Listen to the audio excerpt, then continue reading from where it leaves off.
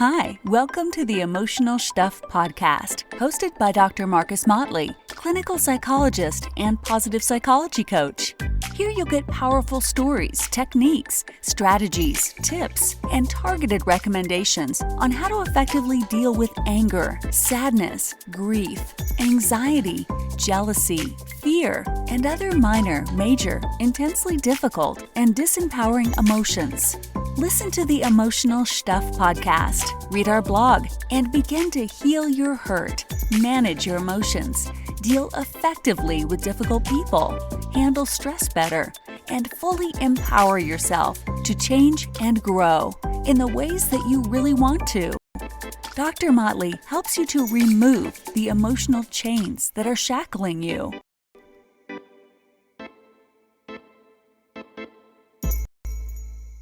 Hello, this is Marcus Motley with another episode of the Emotional Stuff podcast.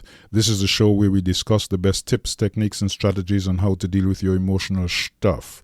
We talk about how not to let your emotional stuff derail you, or deter you, or put you on a detour from your destiny, or weaken your resolve to maximize your potential. And most importantly, we talk about how to use your emotions to empower yourself, to connect with others, to make positive changes, and to get what you deeply desire from your life. In this episode of the Emotional Stuff podcast, I'm highlighting 4 signs of emotional health. These days, it can be all too easy to lose track of our emotional health. After all, our emotions don't pay the bills, right? In a way, they kind of do.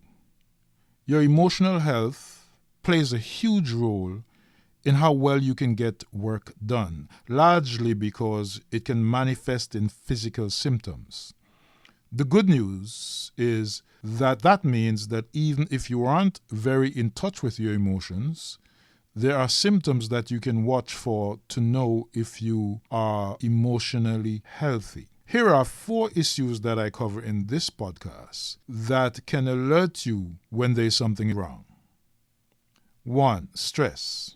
2. Weight gain. 3. Your levels of energy.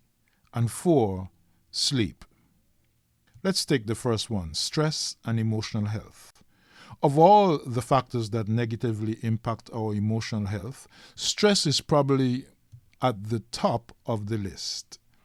It's important to remember, however, that we often think about stress in dangerously simple terms.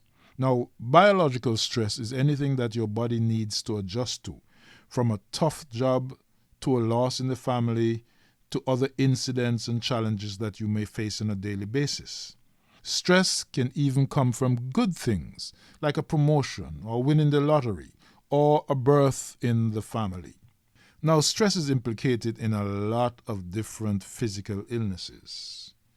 So, for example, stress and anger and stress and jealousy or stress and envy or stress and frustration can cause physical problems with the liver, because when you're under particularly high levels of stress, the liver produces excess cholesterol. The bile production becomes unbalanced, and that by itself can impair digestion. And according to some researchers, blood then begins to stagnate in the liver, therefore reducing the body's ability to detoxify other parts of the body. In addition to that, the liver and the gallbladder are also implicated in negative emotions.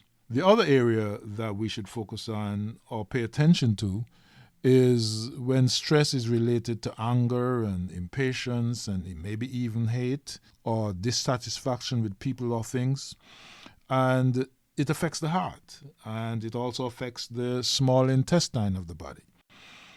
Some of the physical symptoms may involve palpitations and high blood pressure, as well as chest pain.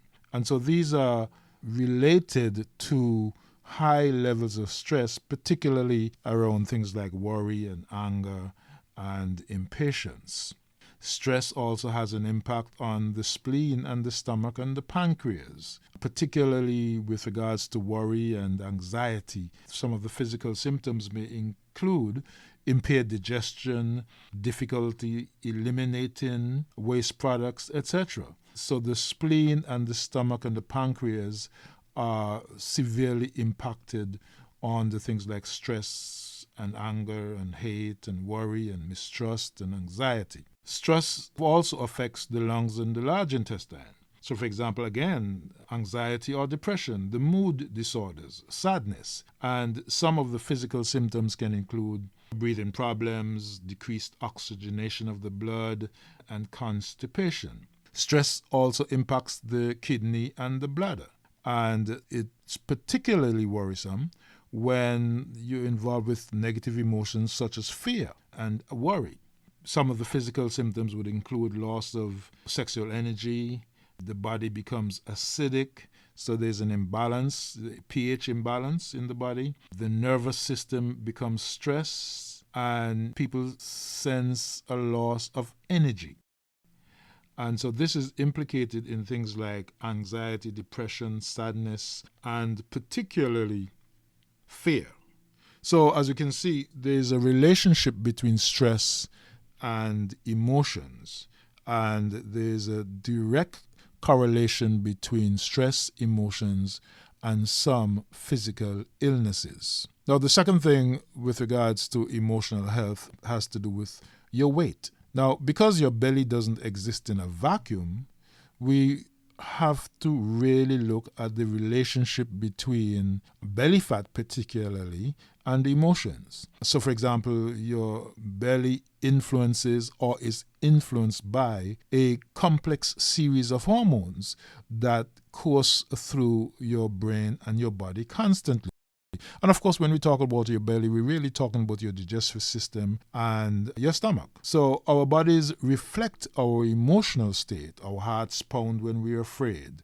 Our blood pressure soars and goes up when we're angry. And our stomachs churn when we are feeling guilty, or even when we are feeling afraid. There's an old term called yellow belly. And the yellow belly is a negative term which is associated with cowardice, people who are extremely fearful of circumstances in which they find themselves in. And when it comes to our stomach and our belly, the fat in that area responds too.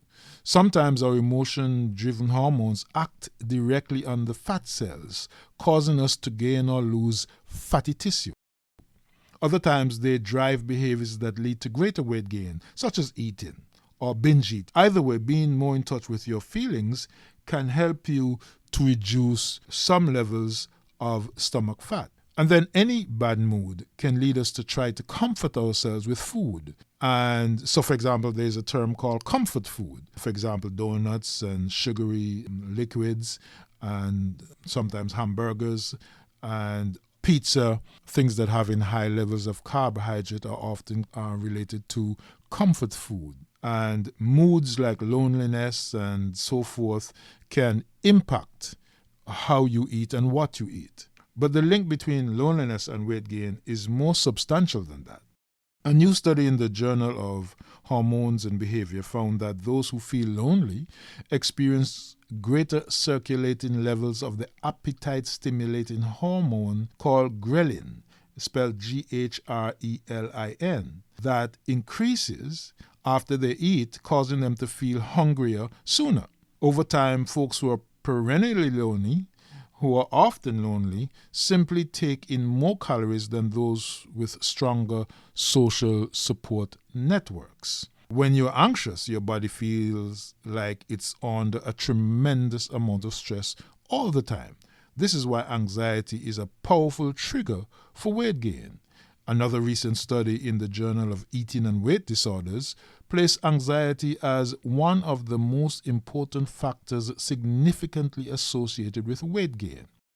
In fact, 2/3 of people with eating disorders also suffer from anxiety, and the anxiety usually existed first.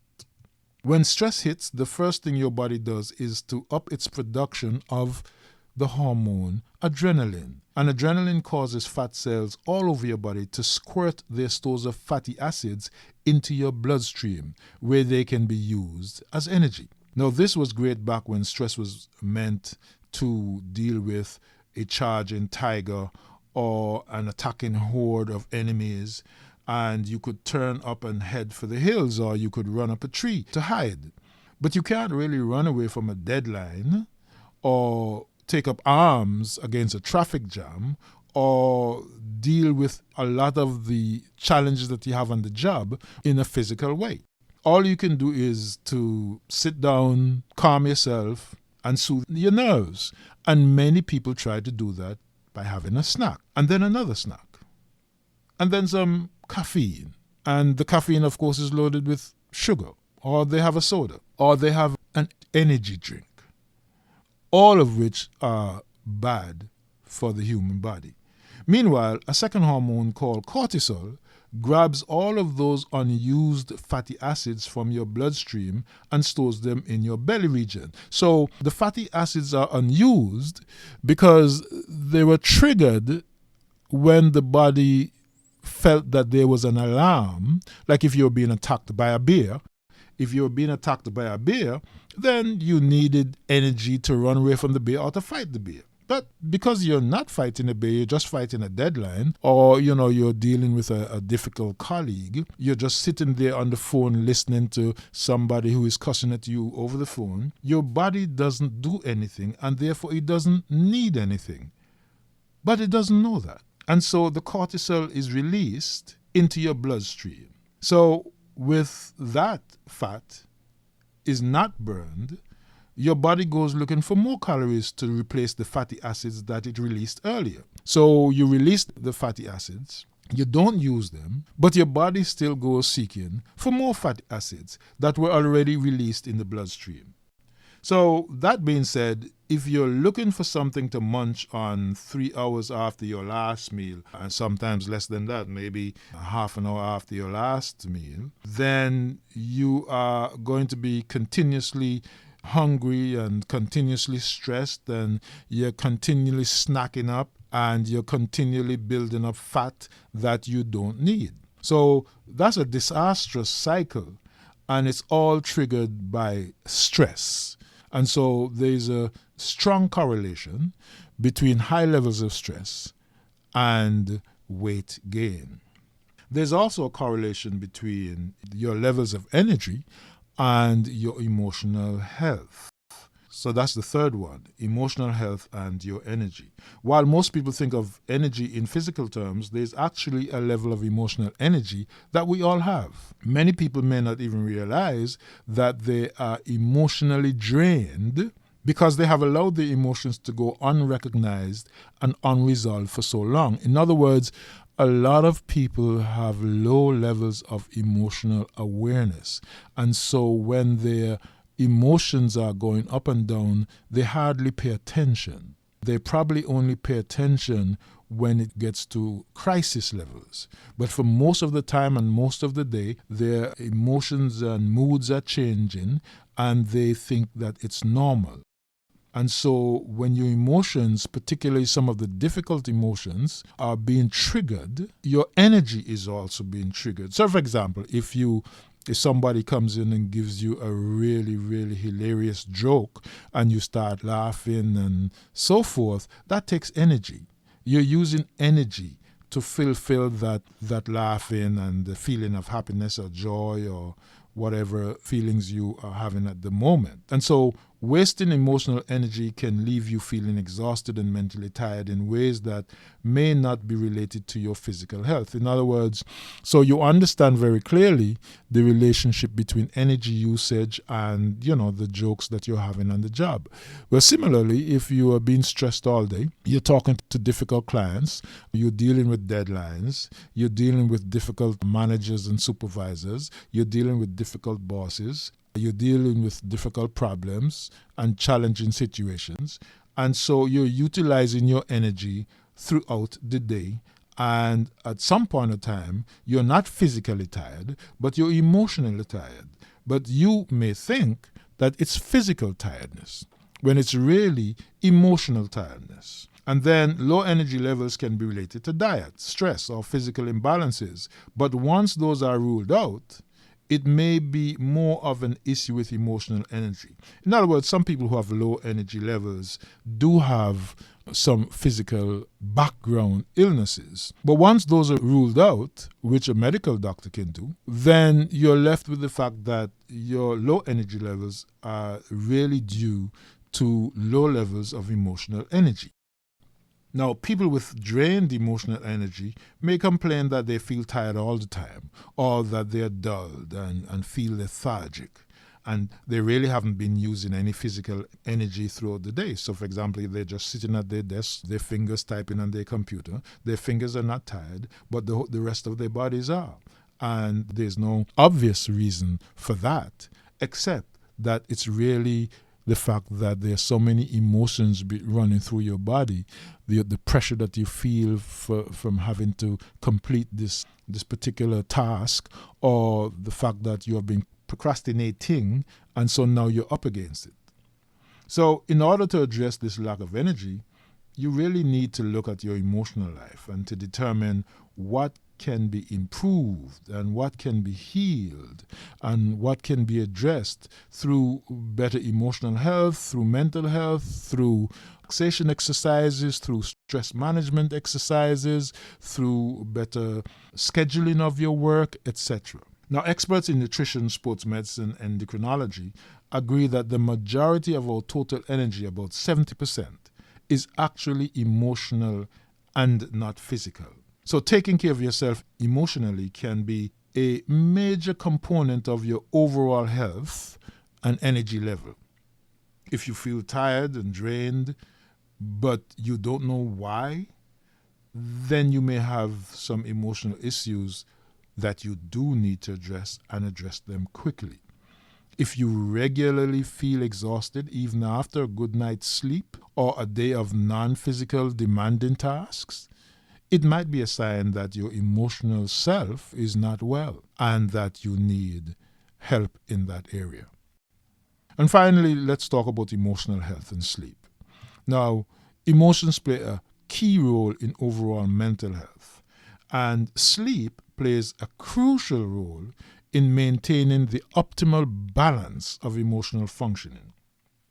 Poor sleep habits negatively impacts the generation, regulation, and expression of healthy emotions.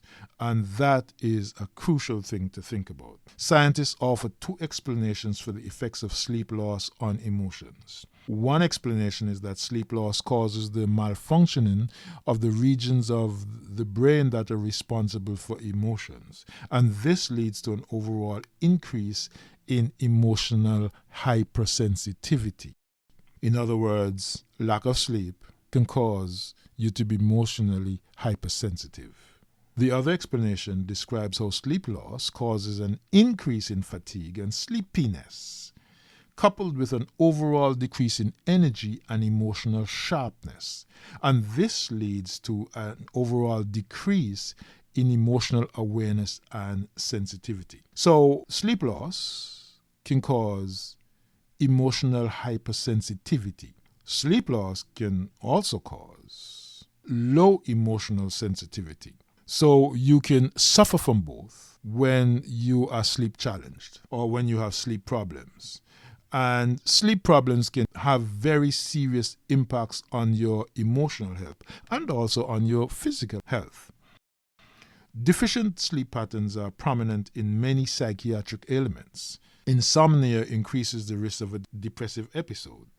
Sleep deprivation influences the onset of hypomania.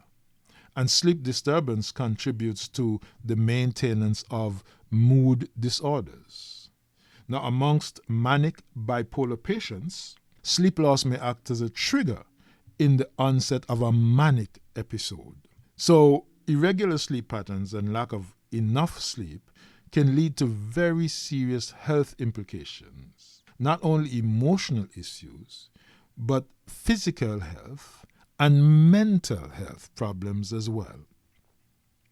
So we have looked at 4 signs of emotional health. We looked at stress, weight gain, energy, and sleep.